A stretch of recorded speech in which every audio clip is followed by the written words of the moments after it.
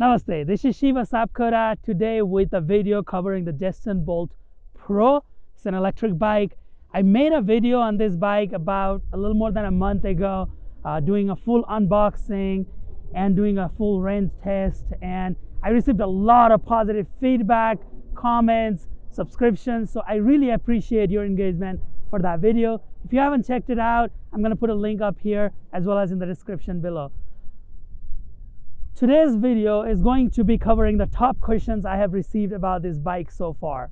I'm going to try to cover as many questions as possible, and I'm going to continue making videos in the future covering this bike. So if you haven't already done so, please consider subscribing to my channel, giving it a thumbs up for this video so you don't miss anything in the future. For my Tesla viewers, I have a Tesla video coming next week, so stay tuned for that. The first question that I receive is, where do you get this bike? If you go to Ride Jetson's website, the bike is out of stock. And then for the longest time, Costco didn't even have this bike in their website. So if you go to their website, you put, Jetson Bolt Pro, it was nowhere to be found. Folks were able to find this in their local stores, but then when they called their local stores, the stores were like, what is the item number? And since it is no longer available in the website, it was a little bit of difficulty. So if that happens again, as of this video, when I'm making this video, it is fully stocked in Costco's website. But if Costco does run out of it, or if it is nowhere to be found in Costco's website, if you want to check your local store, you can give this item number, and then they will be able to figure that out for you if they have it or not. I would highly recommend calling Costco ahead of time before visiting the store to make sure that they have the bike available in stock. Another question that I get is, can you still pedal if the power runs out? If you run out of your battery, can you still pedal this? And that is one of the biggest advantage this generation of Jetson Bolt Pro has over the predecessor, the Jetson Bolt, is it has pedals. You can just use this bike as a regular bike and not have to worry about having fully charged. Unlike the previous generation of Jetson Bolt, it didn't have pedal, so you had to rely on the battery. So yes, you can still pedal and just use it like a regular bike if the battery runs out. Can you turn on and off the power while you are riding the bike, or does the bike have to be sitting somewhere stationary for you to be able to turn on the power and turn it off? Well, even though Jetson recommends that the bike is stationary before you turn the power on and off, you can still do so at your own risk. It does work. You can turn the power on and off at any time while riding it, but it is recommended the bike is stationary. Another question, because the winter is coming, what is the recommended storing temperature for this bike? Can you leave this in your garage? Do you have to be inside your house? So the recommended temperature according to the manufacturer is between 50 to 75 degrees Fahrenheit. So in that temperature range, you can store this bike anywhere. Maybe it is better to store it inside if you have a way to store this bike inside, especially because it folds very easily. How water resistant is this bike? In the website, it says water resistant, but what does that really mean? This Jetson Bolt Pro can handle puddles, drizzling, and light shower, but you should stay away from moderate to heavy rain because it could damage the bike in the long run. How much does the bike weigh? So this bike weighs just around 41 pounds, but as you can see, there's this little handle in the center that makes it really easy for you to be able to carry this bike around. Another question is, how big are these wheels right here? So these wheels are 14 inches in diameter. These are pretty decent sized wheels. What is the recommended age for this bike? Can you get this for your 7-year-old? Well, technically you can, but the manufacturer recommends that the age is 12 and up.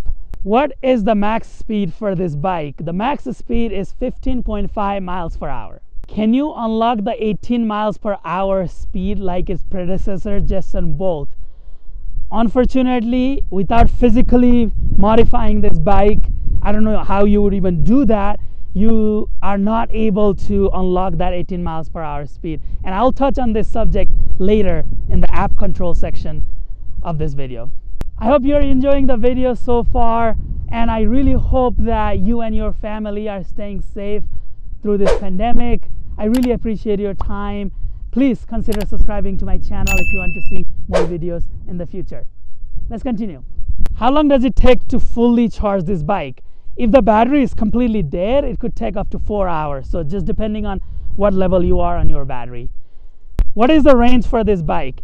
If you do not paddle at all, you can go up to 15 miles with this bike. And if you are going to do a paddle assist, depending on how much you paddle, the max is 30 miles with some pedal assist, according to the website.